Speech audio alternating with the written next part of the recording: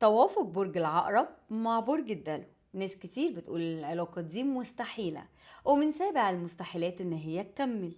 لو انت برج الدلو وبرج العقرب قولي علاقتك انت وشريك حياتك عاملة ازاي، وتعالى اقول لكم اللي ممكن يخسركم البرجين واللي ممكن يكسبكم البرجين. يعني لو انتوا مع بعض حاجات بسيطة ممكن تخليكم العمر كله مع بعض، ولو انتوا مع بعض حاجات بسيطة تخليكم تسيبوا بعض، فخلوا بالكم من الحاجات ديت. وصلى على النبي في البداية ويلا بينا.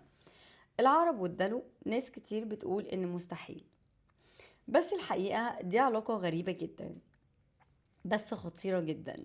ياما ترفعك للسما ياما تكسرك لو ما دخلتش بالعقل. طبيعة العلاقة العقرب عاطفي وعميق وغيور، بيحب القرب والامتلاك. الدلو حر، عقلاني، اجتماعي، بيكره القيود، بيكرهها.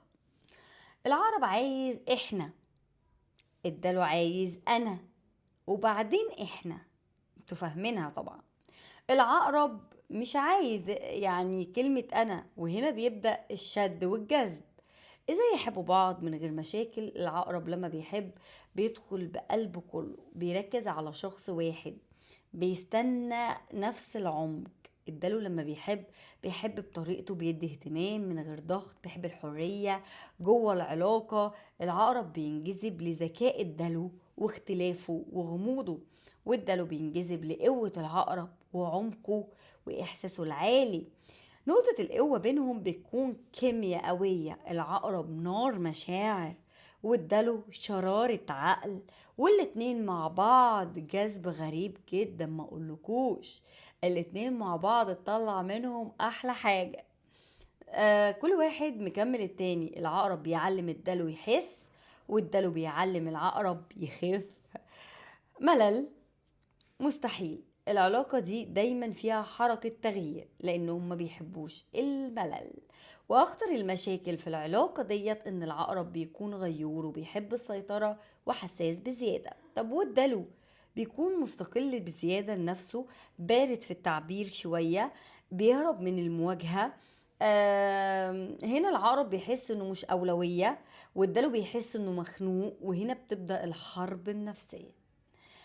ايه بقى اللي يخلي العلاقة ممكن تبوظ جدا وما ما يرجعوش لبعض تاني؟ الشك والغيرة وفرض السيطرة وتجاهل المشاعر واللعب على الأعصاب. العقرب لو حس بالإهمال بيقلب، والدلو لو حس بالقيد بيهرب. يعني انتوا متخيلين العلاقة بتبوظ بسبب حاجات انت لو ركزت فيها شوية هتقدر تخلي العلاقة تنجح.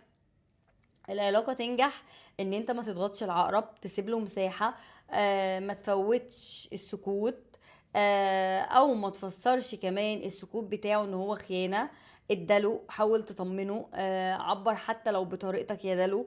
ما تستحقش او ما تستخفش بمشاعر برج العقرب. الاتنين لازم يكون في وضوح بينكم، اتفاق على الحدود، احترام الاختلاف اللي بينكم دوت.